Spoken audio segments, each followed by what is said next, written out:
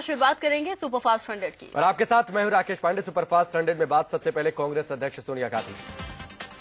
कांग्रेस अध्यक्ष सोनिया गांधी आज रायबरेली से अपना नामांकन दाखिल करेंगी। सोनिया 10 बजे के करीब फुर्सतगंज पहुंचेंगी। सोनिया के नामांकन के वक्त कांग्रेस उपाध्यक्ष राहुल गांधी और बेटी प्रियंका गांधी भी मौजूद रहेंगे। बताया जा रहा है कि इस दौरान सोनिया के दामाद और प्रियंका के पति रॉबर्ट वडेरा भी उनके साथ होंगे।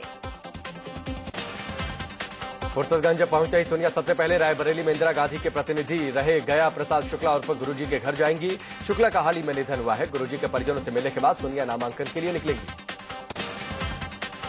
माना जा रहा है कि सोनिया नामांकन भरने के बाद रोड शो भी कर सकती है। हालांकि नामांकन के लिए जाते वक्त भी सोनिया लोगों से मिलेंगी। सोनिया का काफिला हाथी पार्क और डिग्री कॉलेज चौराहा होते होते कलेक्ट्रेट तक पहुंचेगा। रायबरेली में सोनिया गांधी के खिलाफ बीजेपी ने वरिष्ठ वकील अजय अग्रवाल को मैदान में उतारा है, जबकि समाजवादी पार्टी ने रायबरेली और अमेठी में उम्मीदवार नहीं उतारने का फैसला लिया है।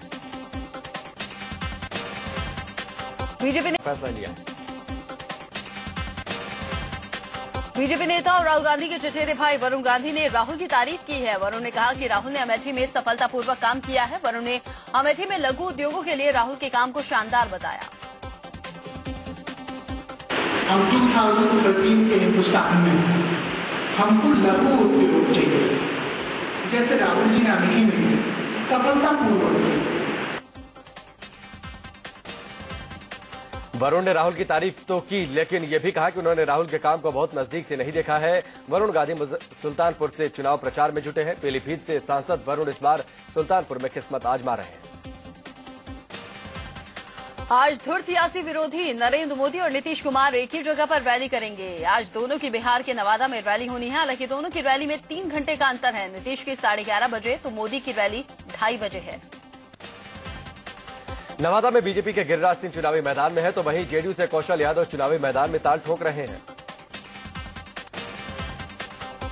नवादा के बाद मोदी बक्सर पहुंचेंगे। बक्सर से बीजेपी के अश्विनी चौबे को टिकट दिया गया है। यहां से बागी लालमुनि चौबे भी मैदान में जमे हुए हैं, लेकिन मोदी के फोन कॉल पर वो मान गए।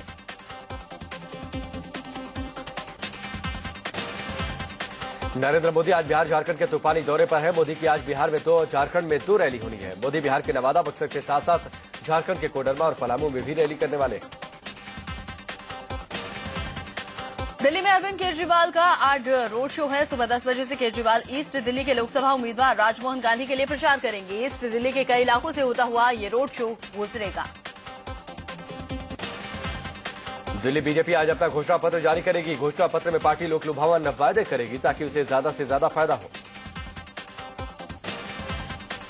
वाराणसी में बीजेपी कार्यकर्ताओं के बीच जमकर मारपीट हुई। मौका बीजेपी के पीएम कैंडिडेट नरेंद्र मोदी के चुनाव कार्यालय के उद्घाटन का था। इसी दौरान किसी बात पर कार्यकर्ताओं के 2 गुट आपस में भिड़ गए और फिर जमकर थप्पड़ घूसे चले। हैरानी की बात यह रही कि यह सारा हंगामा यूपी प्रभारी अमित शाह की मौजूदगी में हुआ, जो मोदी के चुनाव कार्यालय का उद्घाटन करने पहुंचे थे। अमित शाह के सामने ही बीजेपी कार्यकर्ता एक दूसरे पर थप्पड़ बरसाते रहे और अमित शाह उन्हें शांत रहने की हिदायत देने के अलावा कुछ नहीं कर पाए। बीजेपी के राष्ट्रीय महासचिव और यूपी में पार्टी के प्रभारी अमित शाह मोदी की तारीफ में कुछ ज्यादा ही बोल गए। वाराणसी में अमित शाह ने कहा कि मोदी प्रधानमंत्री बने तो चीन पाकिस्तान से निपटने के लिए सेना की जरूरत नहीं पड़ेगी। मोदी उनसे अकेले ही निपट लेंगे। शहर हो या गांव हो, हर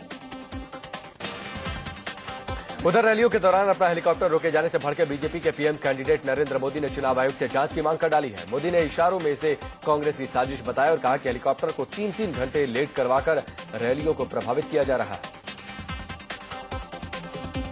आज मेरे कार्यक्रमों को बिगाड़ने का षड्यंत्र किसने किया? मेरे विमान को, मेरे हेलीकॉप्टर को 3-3 घंटे लेट करने का पाप किसने किया? हेलीकॉप्टर रोके जाने के लिए मोदी ने केंद्र सरकार को आड़े हाथों लिया। उन्होंने कहा कि हेलीकॉप्टर को उड़ने से रोकने वाले इस बार चुनाव में हवा में उड़ जाएंगे। दरअसल बीजेपी के प्रधानमंत्री पद के उम्मीदवार नरेंद्र मोदी का हेलीकॉप्टर दिल्ली से लेकर बरेली में रोका गया था। बरेली में भाषण खत्म होने के बाद नरेंद्र मोदी को तो हेलीकॉप्टर की उड़ान के लिए करीब 1 घंटे तक इंतजार करना पड़ा था।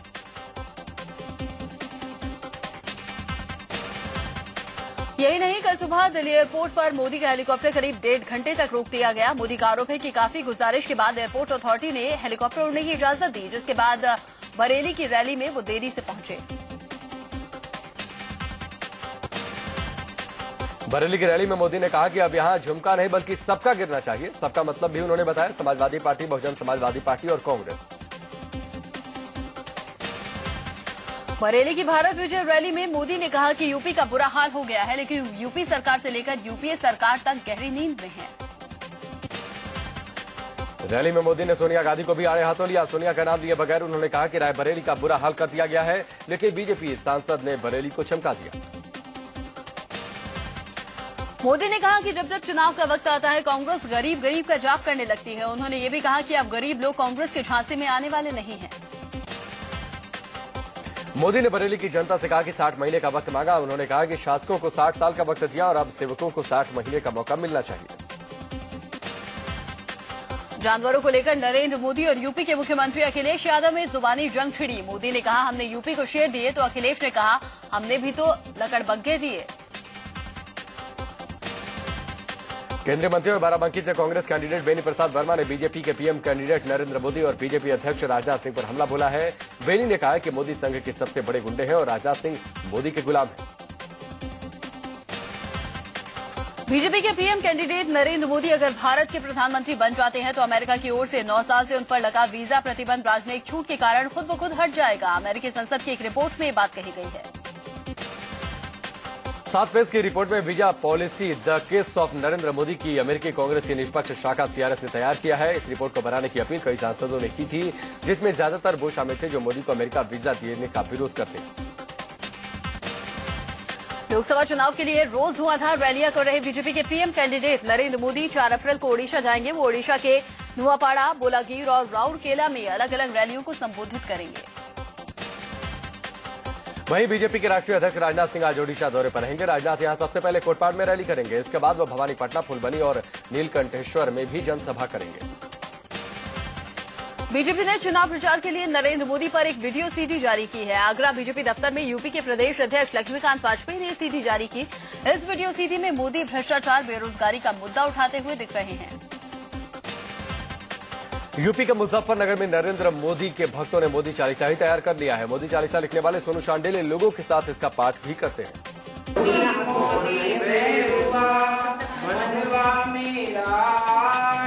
राम राज जैसा ही हो, मोदी तुम्हारा राज, नमो नमो मोदी सुखदाई। पूर्व आईपीएस और अन्ना हजारे की सहयोगी किरण बेदी ने नरेंद्र मोदी के साथ अपनी एक पुरानी तस्वीर ट्वीट की है। तस्वीर 1999 की है, जब मोदी गुजरात के सीएम थे और किरण बेदी चंडीगढ़ की आईजी थी।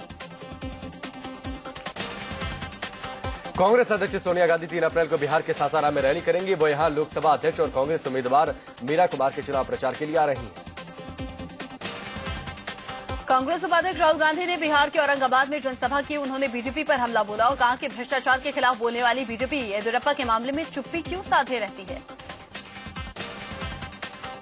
राहुल ने कहा कि वो मानते हैं कि बीजेपी मार्केटिंग में कांग्रेस से बेहतर है। राहुल ने जोड़ा कि ऐसा इसलिए है क्योंकि वो इस पर भारी रकम खर्च करते हैं।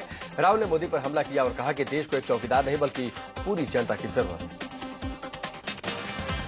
6 अप्रैल को कांग्रेस के उपाध्यक्ष राहुल गांधी दिल्ली के अंबेडकर नगर में रैली करेंगे। यहां के रामलीला ग्राउंड में रैली कराने को लेकर प्रदेश स्तर के नेता और कार्यकर्ता तैयारियों में जुट गए हैं। प्रदेश कांग्रेस के नेता रैली में भीड़ जुटाने के लिए हर मुमकिन कोशिश में अभी से लग गए हैं। अमेठी से उम्मीदवार बनाए जाने पर स्मृति ईरानी ने बीजेपी आलाकमान को शुक्रिया जताया। उन्होंने कहा कि अब अमेठी में विकास की गंगा बहेगी। मैं अपने आप को काफी भाग्यशाली मानती हूं कि मेरी पार्टी ने मुझमें एक क्षमता देखी कि मैं राहुल गांधी को चुनौती दे सकती हूं। कई वर्षों से अमेठी की जनता विकास से वंचित रही है और अब हम चाहते हैं कि हिंदुस्तान में विकास की लहर जो नरेंद्र भाई के नेतृत्व में आ रही है, वही विकास अमेठी की जनता को भी प्राप्त हो। अमेठी में मुकाबला अब दिलचस्प हो गया है। यहां आम आदमी पार्टी के कुमार विश्वास और बीजेपी की स्मृति ईरानी का राहुल गांधी से मुकाबला है। हालांकि समाजवादी पार्टी ने यहां से उम्मीदवार नहीं दिया है। अमेठी से स्मृति ईरानी को बीजेपी उम्मीदवार बनाए जाने पर आम आदमी पार्टी के प्रत्याशी कुमार विश्वास ने निशाना साधा है। उन्होंने कहा कि ईरानी हो या पाकिस्तानी या फिर इटालियन, कोई फर्क नहीं पड़ने वाला। कुमार विश्वास के बयान पर स्मृति ईरानी ने पलटवार किया है। स्मृति ने कहा कि कुमार विश्वास महिलाओं पर ओछी टिप्पणी करने के लिए बदनाम है और उनसे सम्मान की उम्मीद भी नहीं है। कुमार विश्वास जी का निजी एक इतिहास रहा है महिला पर ओछी टिप्पणी करने का, तो मैं उनसे अपेक्षा सम्मान की करती भी नहीं थी। और मेरा ये मानना है कि अमेठी की रणभूमि में मेरा जो प्रतिद्वंदी है वो कांग्रेस का नेता है। कांग्रेस की बी टीम से मेरा कोई सरोकार नहीं। मुंबई नॉर्थ सेंट्रल से कांग्रेस के उम्मीदवार प्रिया दत्त ने लोकसभा चुनाव के लिए नामांकन किया। इस सीट पर प्रिया दत्त का मुकाबला बीजेपी के उम्मीदवार पूनम महाजन से।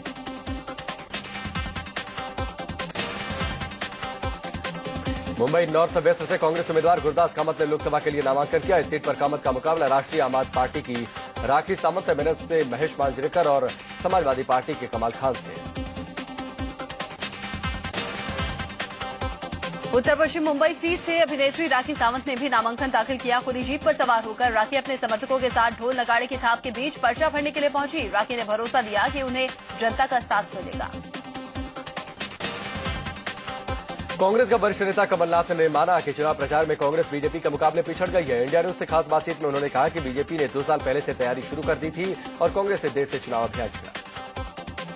हमसे प्रचार के मामले में बीजेपी ने पहले शुरू किया और तेजी से शुरू किया। इसमें ये आगे है, इसमें कोई शक नहीं है। इसमें हम कुछ पिछड़े।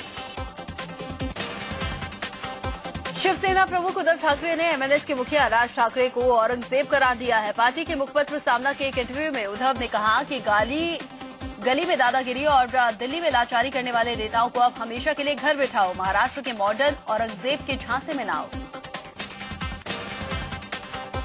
एमएनएस प्रमुख राज ठाकरे ने एक बार फिर से क्षेत्रीयता का राग छेड़ा है। पुणे की एक चुनावी सभा में राज ने कहा कि इस क्षेत्र में 4 बड़ी औद्योगिक इकाइयां हैं, पर भी स्थानीय लोग बेरोजगार हैं।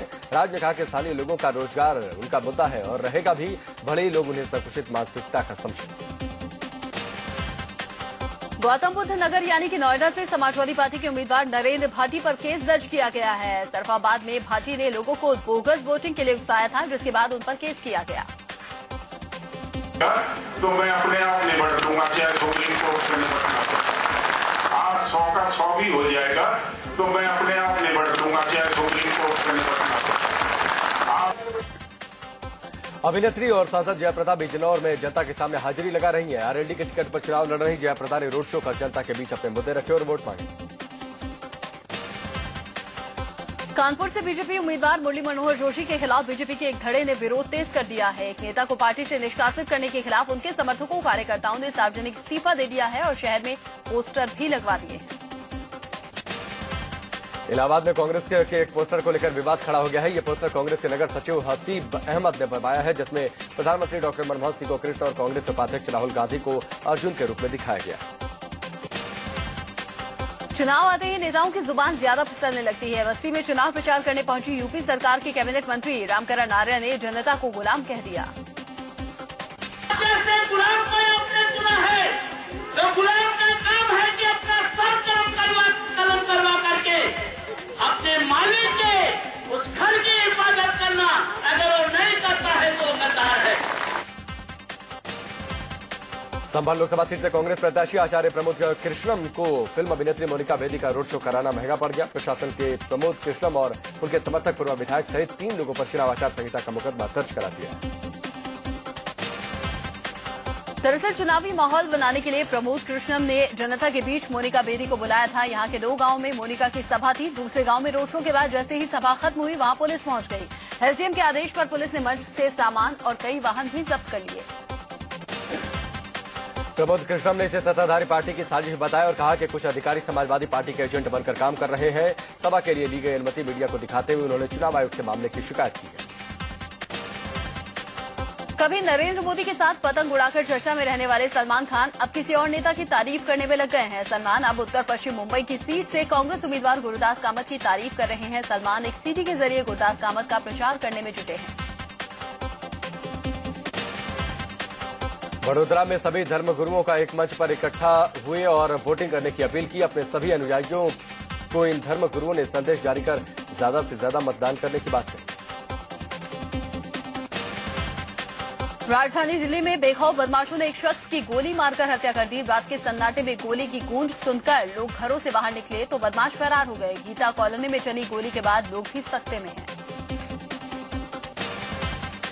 वारदात की खबर लगते ही पुलिस मौके पर पहुंचकर तफ्तीश में जुट गई। मरने वाले शख्स की पहचान नहीं हो पाई है। ऐसा अनुमान लगाया जा रहा है कि यह गीता कॉलोनी के रानी गार्डन में किसी से मिलने आया था और पहले से घात लगाए बैठे अपराधियों ने इस पर गोली चला दी। दिल्ली में दिन दहराने वाली तस्वीर सामने आई है। बीच सड़क पर जानलेवा जुनून दिखा। अपने टीवी स्क्रीन पर आप देख सकते हैं चाकूबाजी की लाइव तस्वीरें। तस्वीरों में साफ दिख रहा है कि कैसे एक शख्स दूसरे पर चाकुओं से वार कर रहा है।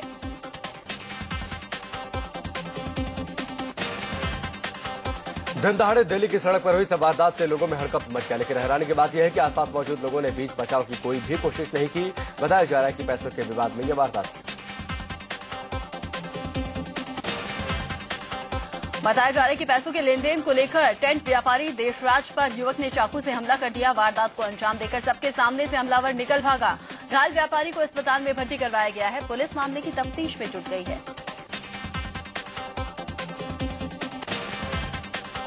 नर्सरी दाखिले के ड्रॉ पर लगी रोक हटेगी या जारी रहेगी, इस पर दिल्ली हाई कोर्ट में सुनवाई होगी। पिछली सुनवाई के दौरान दाखिले को लेकर अलग अलग पक्षों ने अपनी दलीलें रखी थी। इसके बाद कोर्ट ने दाखिले के ड्रॉ पर अगली सुनवाई तक रोक लगा दी।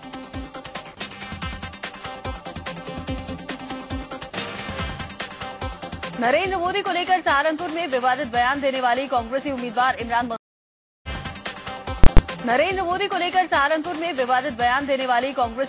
इमरान मसूद की जमानत पर आज सुनवाई होगी। मोदी को जान से मारने की धमकी देने वाला वीडियो सामने आने के बाद इमरान मसूद को गिरफ्तार कर 14 दिन के लिए जेल भेजा गया था। यौन शोषण के मामले में फंसे तरुण तेजपाल की जमानत याचिका पर आज फैसला हो सकता है। तेजपाल ने अपनी बीमार मां से मिलने की याचिका दाखिल कर रखी है। याचिका में लिखा गया है कि तेजपाल को अपनी बीमार मां से मिलने के लिए हफ्ते में 2 दिन की मोहलत दी है। इंडियन मुजाहिदीन के आतंकवादी तहसीन अख्तर उर्फ मोनू की पुलिस हिरासत आज खत्म हो रही है। इसके बाद तहसीन को पुलिस कोर्ट में पेश करेगी।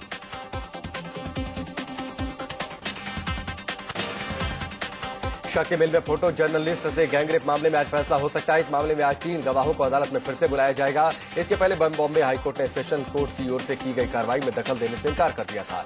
धारा 376 के तहत ये सभी आरोपी दोषी हैं या नहीं, आज अदालत इसका फैसला करेगी। यौन शोषण के मामले में फंसे आसाराम की आज जोधपुर कोर्ट में पेशी होगी। इस मामले पर पिछली बार गवाही अधूरी रह गई थी, जिसे आज पूरा किया जाएगा। नाबालिग के यौन उत्पीड़न के आरोपी आसाराम को इनकम टैक्स विभाग ने नोटिस भेजा है और पूछा है कि म्यूचुअल फंड में निवेश के लिए 50 करोड़ रुपए कहां से आए। नोटिस जोधपुर के उस आयुर्वेद हॉस्पिटल में चिपकाया गया है, जहां आसाराम फिलहाल इलाज के लिए भर्ती है।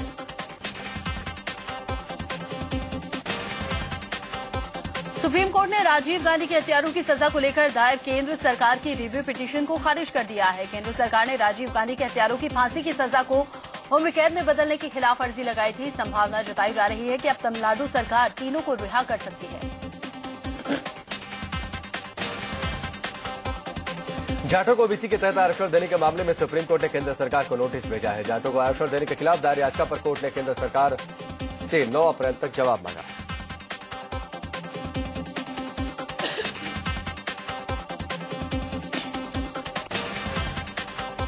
सुप्रीम कोर्ट ने इसे गंभीर मामला बताया है। केंद्र सरकार ने चुनाव से ठीक पहले जाटों को लुभाने के लिए जाटों को ओबीसी कैटेगरी में आरक्षण देने की बात कही थी। कोर्ट का कहना है कि किसी को सिर्फ जाति के आधार पर आरक्षण नहीं दिया जा सकता। मुंबई में बेस्ट बसों के ड्राइवर और कंडक्टरों की हड़ताल को लेकर हाईकोर्ट ने सख्ती दिखाई है। बॉम्बे हाईकोर्ट ने सभी हड़ताली कर्मचारियों को फौरन काम पर लौटने को कहा है। हड़ताल को लेकर बेस्ट मैनेजमेंट ने हाईकोर्ट में अपील की। मुंबई की सड़कों पर बेस्ट बसें नहीं चलने से लोगों को परेशानी का सामना करना पड़ रहा है। बेस्ट बसों के ड्राइवर और कंडक्टर एकाएक हड़ताल पर चले गए हैं। ड्राइवर कंडक्टर 12-12 घंटे से शिफ्ट लगाए जाने से नाराज थे। सड़कों पर बेस्ट बसों के नदारद होने से लोगों को सफर में परेशानियों का सामना करना पड़ा। लोग दूसरी प्राइवेट बसों या ज्यादा किराए में टैक्सी का सहारा लेते दिख रहे हैं। बेस्ट बसों के करीब 22,000 ड्राइवर और कंडक्टर हड़ताल पर हैं। मुंबई में बेस्ट की हर रोज करीब 4,200 बसें चलती हैं, जिनसे 40 लाख से ज्यादा यात्री रोज सफर करते हैं। इससे हड़ताल से मुसाफिरों की मुश्किल का अंदाजा लगाया जा सकता है। आरबीआई अपनी क्रेडिट पॉलिसी का ऐलान कर चुका है। ब्याज दरों में कोई भी बदलाव नहीं किया गया। रेपो रेट 8% पर ही बरकरार रहेगी, जिससे आपकी ईएमआई पर कोई असर नहीं पड़ेगा। अगर आप सेविंग अकाउंट में मिनिमम बैलेंस मेंटेन न कर पाने पर बैंक की ओर से पैसे काटे जाने से परेशान हैं, तो आपके लिए अच्छी खबर है। उपभोक्ता सुरक्षा पहल के तहत रिजर्व बैंक ने बैंकों से कहा है कि वो उन कस्टमर्स पर फाइन न लगाएं जो बुनियादी सेविंग अकाउंट में न्यूनतम पैसे नहीं रख पाते हैं। महंगाई के मौके पर लोगों को बड़ी राहत मिली है। बिना सब्सिडी वाले रसोई गैस सिलेंडर की कीमतें 100 रुपए घटा दी गई है, जिससे बिना छूट के सिलेंडर की कीमत अब 1080 की बजाय 980 रुपए 50 पैसे हो गई। झारखंड और बिहार पुलिस के साझा सर्च ऑपरेशन में बड़े नक्सली वारदात को नाकाम किया गया। नयनपुर इलाके के जंगल से पुलिस ने 12 बोरियों में बंद भारी मात्रा में विस्फोटक बरामद किया है। इसमें क्रेन, बम और लोहे का पाइप भी मिला है। लुधियाना पुलिस ने एक ट्रक को जब्त कर करीब 2000 लीटर शराब बरामद की है। पिल्लौर से मंदी गोविंदगढ़ की ओर जा रहे ट्रक को पुलिस ने रोककर चेकिंग की तो अवैध शराब की 2000 पेटियां ट्रक से मिली। एमपी के खंडवा में पुलिस ने सेक्स रैकेट चलाने के आरोप में 2 महिलाओं को गिरफ्तार किया है। छापेमारी में पुलिस ने 4 युवकों को भी धर दबोचा। इलाके की महिलाओं की शिकायत पर पुलिस की महिला सेल ने सौमित्र नगर इलाके में ये कार्रवाई की। यूपी के अयोध्या में पुलिस चेकपोस्ट पर लगे बैरियर से दबकर तीसरी कक्षा के एक छात्र की मौत हो गई। मासूम छात्र बैरियर के पास खेल रहा था, तभी बैरियर गिर पड़ा। इसके नीचे दबकर मासूम की मौत हो गई। मासूम के परिजनों ने पुलिस पर लापरवाही का आरोप लगाया है। पुलिस ने रामनवमी पर मेले की भीड़ को नियंत्रित करने के लिए बैरियर लगाया था। बताया जा रहा है कि बैरियर एक तरफ से टूटा हुआ था। पत्नी को बच्चा गिफ्ट करने के लिए मुंबई में एक शख्स ने 6 महीने के बच्चे का अपहरण कर लिया। मुंबई के चिंचपाड़ा इलाके में अपहरण के 12 घंटे के अंदर ही पुलिस ने मंथन नाम के बच्चे को मुक्त करवा लिया। साथ ही एक महिला समेत 4 आरोपियों को धर दबोचा। दरअसल मंथन को लेकर उसकी मां ऑटो से जा रही थी, तभी बाइक सवार लोग बच्चा छीनकर भाग खड़े हुए। आरोपी महिला के परिचित ही निकले, जिसने बताया कि 2 बेटियां होने के चलते वो दुखी था और पत्नी को एक बेटा गिफ्ट करना चाहता था। गाजियाबाद के इंदिरापुरम इलाके में एक मोबाइल शॉप के भीतर बोरे में लाश मिलने से सनसनी फैल गई। युवक की पहचान एक मोबाइल कंपनी के सेल्समैन के रूप में हुई है, जो 4 दिन से लापता था। पुलिस मामले की जांच में जुटी है। यूपी के मुजफ्फरनगर में परीक्षा देकर लौट रही छात्रा से छेड़खानी करने वाले मनचले पर भीड़ का गुस्सा फूटा। लोगों ने युवक को पकड़कर उसे बुरी तरह से पीटा। लात घूंसों और बेल्ट से घंटों पिटाई का सिलसिला चला। बाद में उसे पुलिस को सौंप दिया गया।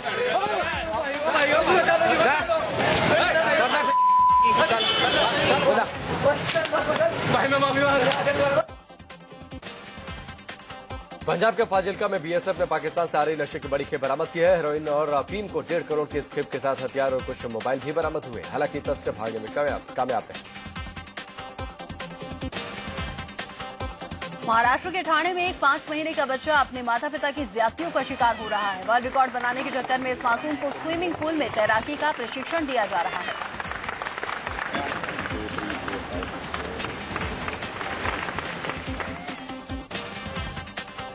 हैरानी की बात यह है कि इस ट्रेनिंग के दौरान इस मासूम बच्चे के रोने के बावजूद उससे पानी से निकाला नहीं जाता। उसकी ट्रेनिंग का सिलसिला जारी रहता है। रिकॉर्ड बनाने की सनक में डूबे बच्चे के माता पिता का उसके रोने की आवाज से दिल भी नहीं पसी।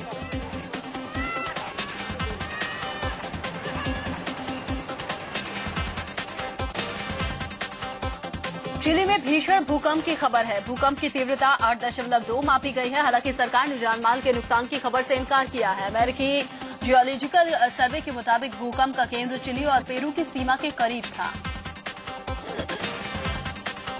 खबरों के मुताबिक उत्तरी चिली पर सुनामी का खतरा बढ़ गया है। चिली के तट की ओर 2 मीटर ऊंची लहरें बढ़ रही हैं। अधिकारियों ने तटीय इलाकों को खाली करने के आदेश दे दिए हैं। देश के कई हिस्सों से भूस्खलन की भी खबरें हैं, जिसके चलते अफरा तफरी का हालात।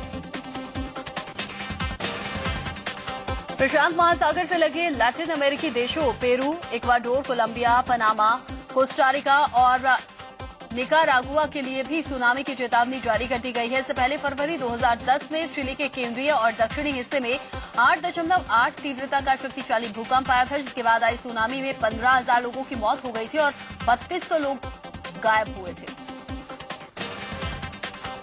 इराक के फालुजा शहर में अलग अलग जगहों पर हुए हमलों में 15 लोगों की मौत हो गई है, जबकि 25 से ज्यादा लोग घायल हुए। मलेशिया के लापता विमान का रहस्य अब तक नहीं सुलझाया जा सका है। विमान की तलाश में जुटे ऑस्ट्रेलिया ने कहा है कि मलबा ढूंढने में लंबा वक्त लग सकता है। वहीं मलेशिया प्रशासन की रिपोर्ट में कहा गया है कि एटीसी और विमान पायलटों ने कोई असामान्य बात नहीं की है। अपनी अपकमिंग फिल्म मैं तेरा हीरो के प्रमोशन के लिए अभिनेता वरुण धवन फिल्म की प्रोड्यूसर एकता कपूर के साथ मुंबई की सड़कों पर उतरे प्रमोशन के लिए। और निर्माता निर्देशक सुभाष घई की फिल्म काशी का नया गाना